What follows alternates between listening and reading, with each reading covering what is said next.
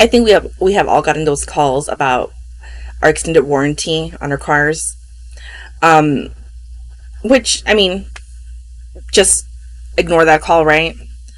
But what if one day you get a call and the voice on the other end of the line says, "Hello, I've killed someone to summon a demon." What do you do? Do you just hang up and think, "Oh, this is just a crank call"? Or do you engage with them to see where this takes you? Coffee and Calacas is a weekly podcast where we sit and share stories of the supernatural, discuss mysticism, and explore the beyond. If this is something that interests you, then stick around and enjoy this week's episode. So this week's episode entails, I guess you could say, a strange phone call. Years ago, there was a radio show called La Mano Peluda. It was a Spanish radio show. It was a late night kind of show, usually aired around 10 p.m. to about midnight.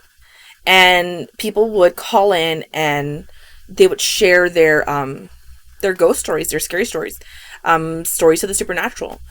Kind of something like this, except less podcast, more, interactive. People actually call in. Here I share stories that I find and I bring them to you, to see if, what you think, right? So work the opposite. It's a radio show, so people would call in and share stories of like bloody boots in the basement, of noises in the attic that they couldn't explain, of cursed, family members and artifacts that they would find and stuff like that. So it was a very popular show. It ran for about 22 years.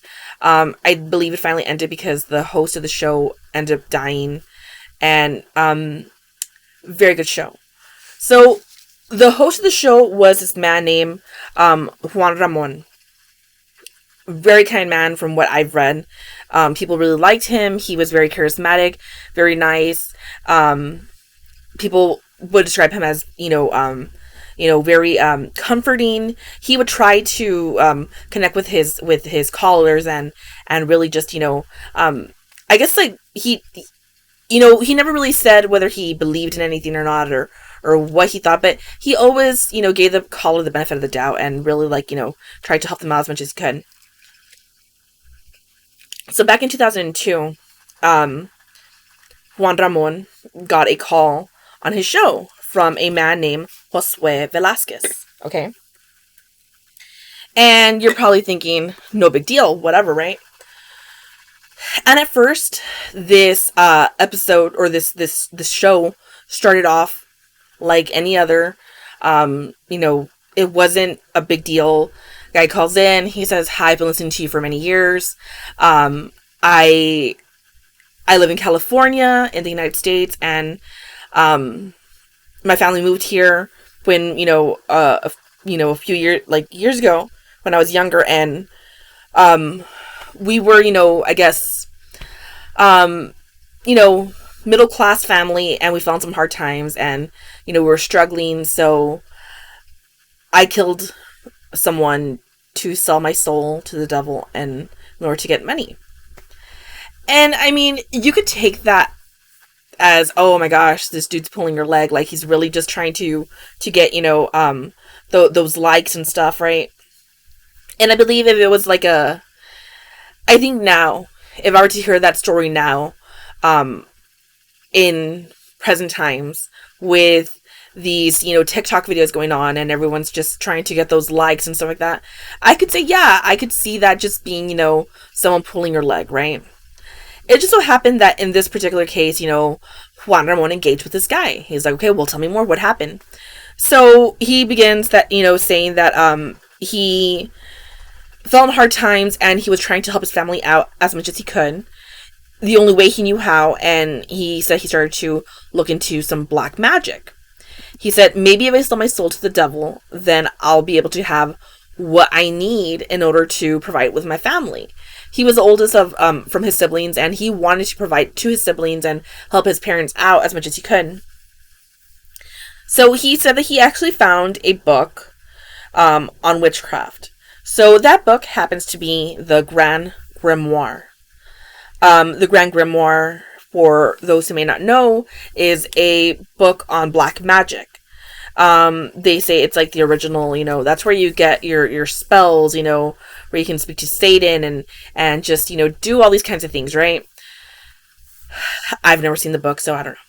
Okay, but that is what the book is about. Okay, and according to him, again, according to Josue, he had that book, and he was using it to summon a demon. And he said that he was trying to actually summon the devil himself, and he said that he had been doing this for years, trying to be successful in summoning the devil. And he said that one day he actually manages to summon a demon up, and the demon told him in order for him to be successful in what he's trying to do, he needed to kill someone he loved. And he's like, but I'm trying to, help my loved ones, so who can I kill? Like, why would I kill someone I love when I'm trying to help my loved ones by doing this? And the demon said, it's, it's all or nothing, man. Either you do it or you get nothing and, you still go to hell. Okay. So Josue is like, all right, I'm going to go for it. And he thought about it and he's like, I won't kill my mom because, she gave life to me and I love her. So I can't do that. I won't kill my brothers and sisters, because I'm doing this for them. I want them to, they're young. They haven't lived their lives yet. I want them to live a, successful life. So instead he goes and kills his grandma, thinking, hey, she's old. She's already lived a long life. It's time for her to go. So he says that he killed his grandmother, and then he goes into detail in saying that, not only did he have to kill his grandma, but he actually had to, mutilate her body. He peeled the skin off her back, apparently. According to him, he did. And used the skin of her back to write his intentions or what he wanted from the devil, in exchange for his soul, right? So this guy goes and does that. And he's talking to the radio show host, and I mean, I know people were calling in and they were like, oh, is this guy for real, and the people on the radio show were like, we know just as much as you do. We're getting this info as he gives it to us. So people were tuning in, and getting other people to listen in, because it was very interesting what he was saying. So he's crying, and you can hear in his voice that he's concerned. And there's the show is now has been made into mini podcast episodes, so you can actually look for the episode and listen to that particular episode of Josue. It was probably one of the most popular episodes that show had, because with the desperation in this guy's voice, and just everyone was just intrigued with what he was saying. So he says that he mutilated the body, and the next day coroner comes, sees the grandmother, and there's no signs that he did anything to the body, and he was like, is this part of my pack? Is this how I know it's real? What's going on here? He says that his pact entailed that, yes, he made a lot of money, and he would get up to $1,500, $15,000, I believe, a day. But he had to spend that money instantly. He had to spend it within that day, because then the next day it would just disappear and he would have to work for it again. It was never, oh, I get to save my money, I can donate it. It was, I have to spend the money. I have to constantly spend the money. That he was able to become successful, get a degree, and just make just money no problem, right? I believe he even said that he ended up owning his own business at one time. But he says that after a while, he was told, by the demon, he was visited by the demon called Lucifuge. I'm going to try to pronounce this as good as possible. Lucifuge Rofocale. Lucifuge Rofocale. In Spanish, it was Lucifugo Rofocale. Okay, so according to him, that demon, he's like, I expected him to look like, a horned monster, horned beast. And now this demon looked like a man, like, just like a regular old man, gray hair, good looking, just nothing out of the ordinary, nothing that you would consider, hey, this guy's a demon. Now, from what I've read, I believe that, I have read that demons can take the shape of something that, wouldn't frighten you. I mean, why would they come in, looking like a horned monster if they know that's going to frighten you away and you're not going to, like, No, they usually, from what I've read, come in looking like something that you will be trusting and, like a businessman, a businesswoman, something of the sort, to entice you to, say, hey, yeah, come on in, bro, let's go make a deal.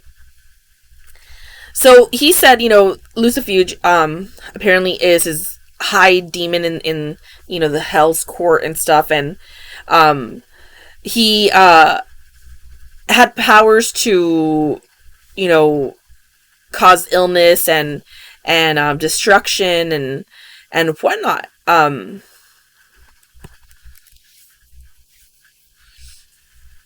So the purpose of this deal was, hey, I want money in exchange, right? So Lucifuge had told him, okay, this is what happened, you have to do all these, requirements, you have to keep up your end of the deal, and when you die, and it's your time, that's it.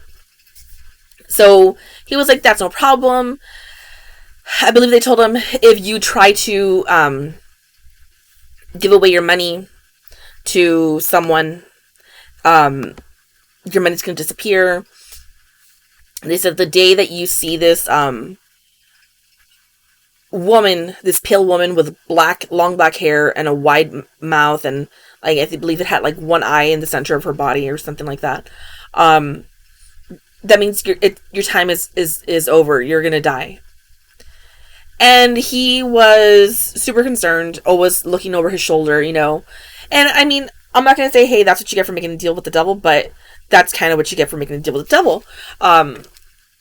You never have that certainty that, hey, things are going to be okay. It's always is this my time? Is this where it all ends? So, when this guy's calling into the radio show, he starts, crying, and he starts saying that he's seen this woman in the room with him. And he's like, I was told the moment I see her, that means I'm going to start, my time is over, I'm going to die. And he starts crying, and he starts thinking, like, is this it? What's going to happen to me? So, the radio show host, Juan Ramon, he's all like, okay, well, I don't know what to do. Let's go on a commercial break. Let's pause here. So he calls up a friend that he knows, which is happens to be a pastor. And they get him back on the air, and they're saying, okay, look, how about we pray together? And they start praying with him, and he starts, crying even harder, and he's saying, now there's many demons in the room, and, they're telling me things, and they're, they want to attack me, and, they're, and so the pastor tells him, turn on a radio. I believe he told him, open the Bible, and he says, I can't open the Bible. The Bible, it's like, it's glued together. It's stuck. It won't let me open it. So he tells him, put on a radio show, find a Christian channel, put some Christian music on, that should push the demons away, right? So he said that he ended up doing that. They prayed together. Eventually, that show ends when they hang up with Josue, and he just kind of, they told him, just listen to the radio, Christian channel, keep praying, and you'll be okay. They hang up with him. Well, Juan Ramon, he starts worrying about Josue. He's thinking, hey, this guy was very agitated last night. I'm curious about him. Let me try to find out who he is. So they said that he tries to contact him. And I believe he himself flies out to California to go look for him. They kind of get a number, an address and whatnot, and Juan Ramon goes out to Josue's house. And, he says he's looking for him, he's not sure exactly which one is his house, but by word of mouth, he starts asking, like, different neighbors. do you know who so and so is? And do you know where his house is? And then everyone's like, oh yeah, that's that house. Just don't go there. It's a very bad house. It's very negative. It's not a good place to be. Well, Juan Ramon is very insistent that he wants to go and see that, Josue is okay. So he goes, and this is about a month after that initial call. So he goes to the door, knocks on it, and he says that, a man enters the door. Just a very weird looking man, very pale, very just, strange man. And he's asking, is this the house, that belongs to Josue? And the man, nods that yes. He says, well, I'm looking for him. Is he here? And the guy says no, and basically closes the door on him. So the man leaves. I believe eventually Josue makes contact back with the radio show host, which is Juan Ramon. And upon making contact, the man, Juan Ramon tells Josue, hey, I tried calling you. I tried going to your house personally, but some strange man, acknowledged me at the door and said you weren't home. And he says, I haven't been home, because after that phone call that we had, the demons attacked me. And I was in the hospital for several weeks, unconscious, in the hospital, and barely getting out, now, barely coming home. No one should have been at my house. The house should have been empty. So I don't know who could have answered the door for you, right? So, it was very concerning, but, they kind of, lost touch. Years go by, and I believe it's about 9 years later, Juan Ramon decides to, well, I believe it's this new show called Extra Normal. It's a paranormal show. They want to meet with Josue, and they look for him. And he says that he won't meet with them unless Juan Ramon is in the show with him, or comes and, participates with him. He's like, because I initially told him my story. I want him to be there, for this interview. And at this entire time, Juan Ramon had never met Josue, okay? So, they said, that's fine, we'll talk to him. They managed to get Juan Ramon to come out to the show. And they're out there, they're talking to him. And another part of their agreement was, we can have this segment done, but only on a body of water, If we have to do it on land somewhere, no. If we do it on a body of water, the demons can't get to me, and, we're okay. So they said that they met on the show, that you see Josue, and he's, very just nervous looking and thin, kind of scrawny looking, and just, just out of it. And that Juan Ramon was just looking kind of like out of it too. So they say that, from what I was reading, I haven't seen that actual clip of him being interviewed for this show. But they said that in the clip, or in the video, he's shaking everyone's hand, and he shook everyone's hand with a gloved hand at first, and then all of a sudden when he's shaking like Juan Ramon's hand, his hand is not gloved, it's exposed, and it's showing a ring. And apparently when he first got, possessed and stuff, he, and I say possessed because there's this demon following you. You sold your soul. When he was doing that, part of the bargaining agreement was that they were going to give him King Solomon's ring. And that ring could give him all the knowledge he needed, and, would bring him power and wealth and whatnot, right? But that ring was basically cursed. And they told him, take the ring, So demons told him, take the ring and it'll bring you what you need. So according to him, he had been trying to take the ring off for years, and he ended up breaking his own finger at one point because the ring wouldn't come off. So they said that he was wearing the ring in that particular episode, and that he shook everyone's hand with a gloved hand, but when it came to Juan Ramon, he shook Juan Ramon's hand, exposed with the ring. Okay. So he shook everyone's hand with the exposed ring, or not everyone's. Juan Ramon, I believe, he shook 4 people's hand. I believe it was Juan Ramon. Not sure what was the new host for the TV show, but he shook a couple people's hands with that ring. And they said that interview was held and everything was good. It ended, everyone went their separate ways, but I believe that night or within that week, Juan Ramon started feeling very sick. He was rushed to the hospital, and he died within a week of that interview. Apparently, he ended up contracting some kind of infection in his stomach, and they couldn't figure out where the infection. Well, doctors couldn't figure out where the infection came from. They just said it's sudden. Was it food poisoning? They couldn't tell. They just know that he had this infection. They couldn't figure out a cure for it. He ended up dying from it. Okay. The host of that talk show, of the new segment and stuff, he ends up getting into a very bad car accident that almost killed him. One of the cameramen that was filming ends up having to go to the hospital as well, because of a very bad hernia or something, like some kind of injury that caused him a hernia, and and this all happened within a week of having that episode filmed. Okay, and I believe there's a fourth person, and also someone who participated in that show and had also gotten injured as well. And then you have the priest, the pastor from the first time. He ends up dying after that meeting and stuff. Apparently, he just died all of a sudden, and I believe it was also an accident.